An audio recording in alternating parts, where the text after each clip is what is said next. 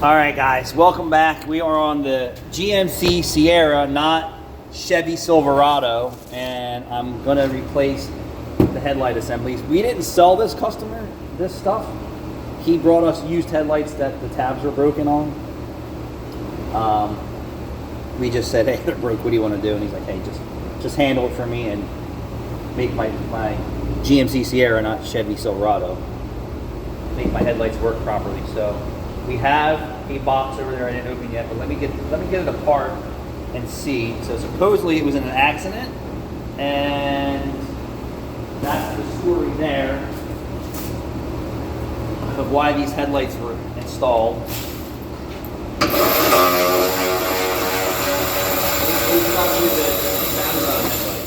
That's very possible. Nothing against these Amazon headlights. They're probably from Amazon too. You don't think our parts houses are getting Amazon parts delivered?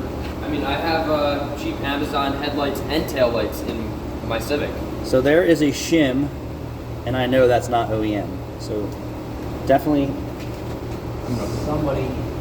Unless I'm wrong, but I'm gonna tell you, I've never seen headlight shims in a Silverado.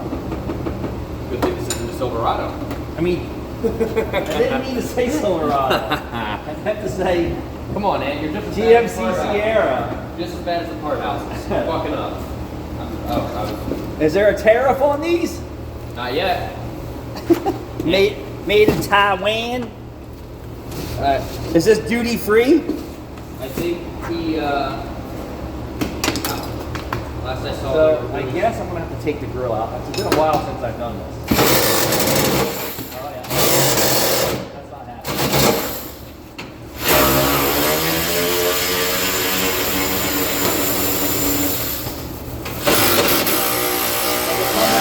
Oh yeah! I love it when they come with new bulbs and sockets. The used ones didn't.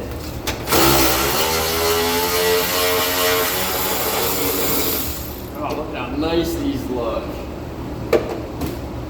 You want to show it off? They got some cellophane on them, so they look like There's so nothing nice. like new body parts. New headlights are new headlights. Honestly, change the entire look of the car. Oh yeah, it takes it from not such a piece of crap.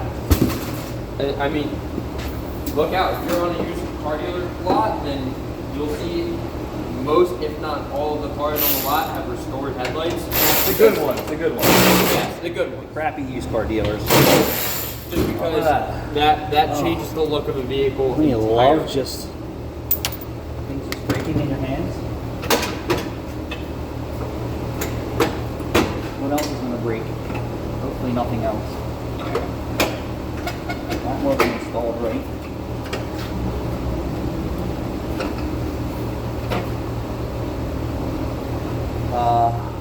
What am I missing?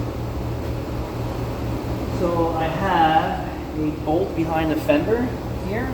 Tell me how to take the bumper cover off, Caleb? Well, let's look at the new house. Damn it.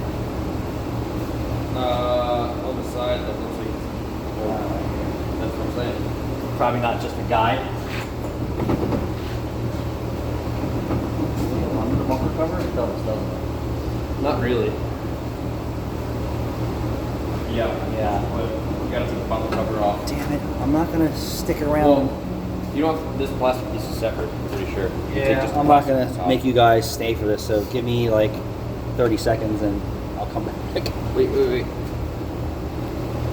3 seconds later. I mean, it took less than a minute to get all that Yeah, off. so you have to loosen the bumper cover through the side, gain access to a 10 millimeter. Let me pull the other side out. See if you guys can see that. That's close enough. Get these out. So it's nice that you guys were along and see me snap that rusted 10 millimeter bolt off in his it's not upper rad support. I mean, rad support bracket, the bracket for the front grille. So we have both headlight assemblies out. What I like about this is if he doesn't want these back, I like to take the bulbs and the harnesses out of it, and just in case I come across a corroded or a problem with the harness that I saved the stuff, and then I don't use it for 5 or 10 years, and then I'm tripping over it, and then I just finally throw it out. Yeah. I mean, stuff like this is nice for aftermarket stuff when we're doing stuff to our hot rods, and we have but then we have sockets in good condition. Not even necessarily the sockets, but like 2-pin connectors like this. So then, if you're making wiring stuff, like if you're wiring in aftermarket fans, then you have a 2-prong connector. Important thing to do is check the weather pack connector for green crusties or rust. Make sure it plugs in, snaps in. That seems to be pretty good. So it did have a shim on the other side, which is a little concerning to me. Did or did not? They both had shims in it. And it could have just been those aftermarket headlights sucked. I mean, this truck looks almost brand new now with the headlights. What an amazing. Let me get the other one, and Caleb will show you how delicious this truck looks. Look, he was a little old now. No. We're trying to get him to get fender liners in there.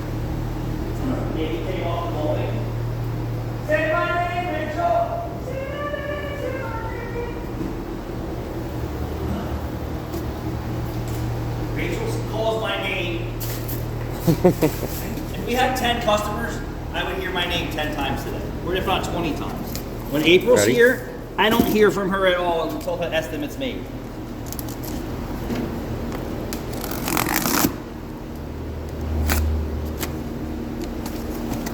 I don't deal with the counter, the phone, estimates. All I deal with is production and problems, right? Production and problems. Production and problems. So this one is in. It's wrapped different. It's bagged. Yeah, the other one had cellophane on it. What is that song? You better bag it up. Oh yeah. Is that what it is? No diggity. No diggity. No doubt. You better double bag it up.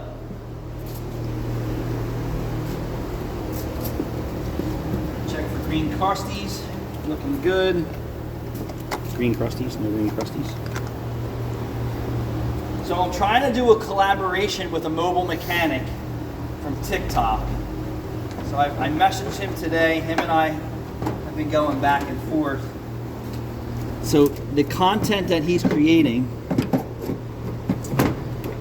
You gotta come in more. is very familiar to what Kayla and I deal with every day here. Up a little bit. Customer situations. Maybe the hit was on this side. Here, You let me do it. Look, He you got 2 pins on the fender there. You gotta line up. He recently did a video about customer supply parts, and I basically said to him,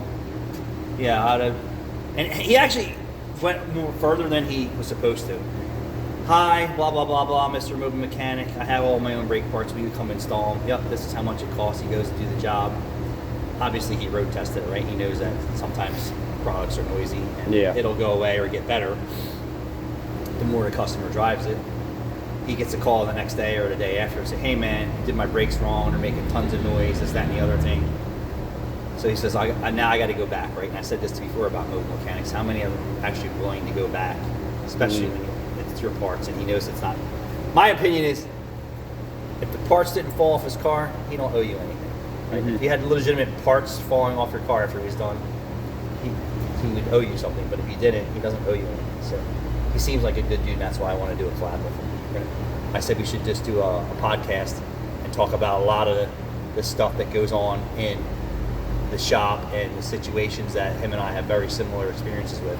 And this was about AutoZone or Advanced Auto Parts that the customer supplied them, and he wouldn't use their parts. He said he had different levels, and I want to talk about that experience with that and the comebacks and the electrical and all this stuff. And he goes into depth too, like with other things. So right there, I'm like, all right, dude, we have continuity.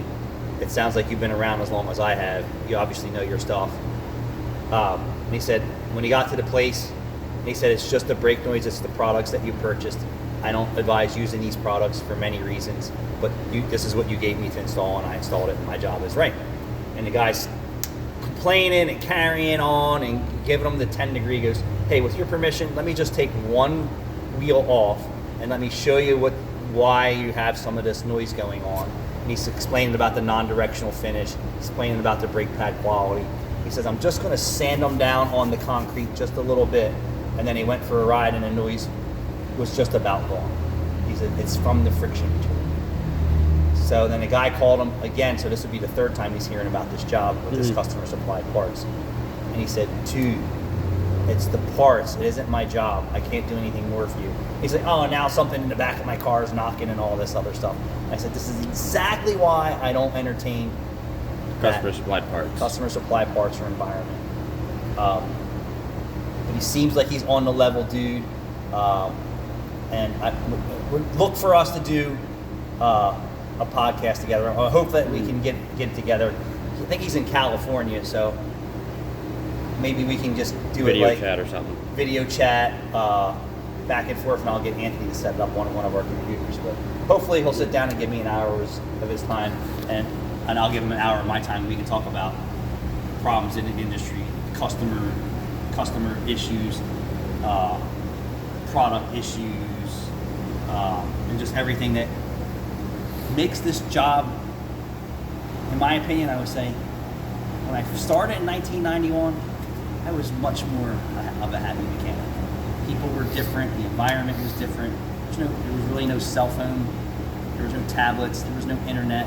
We looked at things on paper black catalogs if you wanted stuff, Sears catalog, J.C. Whitney catalog.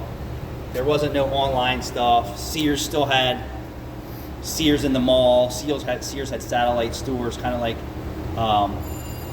Harbor Freight. Just a whole different world.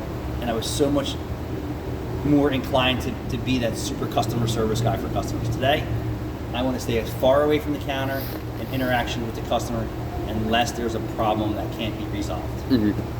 So for him, it's a little different of the story. He's the owner, he's the operator, he's the installer, he's handling that himself. But I would tell you, look for some good content to come from us. And we're looking to blow up the internet with our discussions. Right. Let's see these headlights. Turn them on. Oh, you want me to turn them on? Actually, them on. yeah. Part of the process, too, is inspecting what you expect. The customer expects them to work when we're done.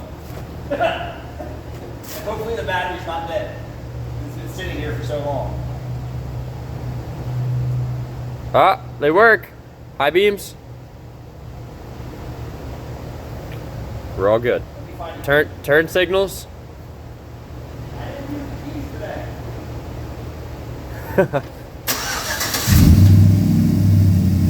Yep. Yep.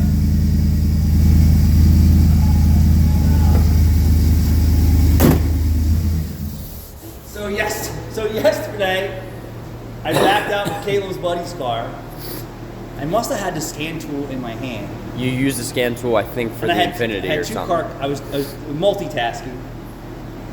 And then Rachel calls the customer to try and sell some needed repairs and circle back to decline repairs. And that was like hours. And like, she comes out and says, where's the keys? We're like, you mean where the keys are? You're the key wrangler. Mm-hmm. I was like, why would you approach an upsell or a resell or try and circle back to decline repairs without having the keys in your car, knowing the car was out of the shop? A lot of the time we do keep when we're slow, cars stay in the shop for a while. So she probably just expected that She probably thought it was still in the shop. probably thought it was still in the Me shop. jockeying bees, I put it outside while we're waiting for upsells or not upsells, add-ons or needed repairs or declined repairs. And then she's like, well, all right, he doesn't want to do anything. And then now he's here to pick up the car and like, where's the keys to the car? We're like, what? Oh. It's gonna be a fight maybe. So I'm like, I got a million things on my mind. This truck out here was a little bit of an issue. The Toyota was an issue. The hybrid car was an issue. Parts issues here. We had the SS in one bay. We had the RAV. Caleb and I were like running around the shop. I said, I just need to think and backtrack what I did with the keys. And I said, they're not my pockets. We're calling our used car dealer that I was in this picked car, up a car. I was in this trunk. Yeah. I was upside down over here. And then after all that, I said, where do I usually leave keys? And I went over to the diagnostic drawer where the scan tool was, and right where I set the scan tool down was the Subaru keys. How about that? Mm-hmm. So usually they're in my pockets. All right, that's that. I got to button this job up. and move on. I'm sure you're going to hear my name called shortly. Yeah. Say my name.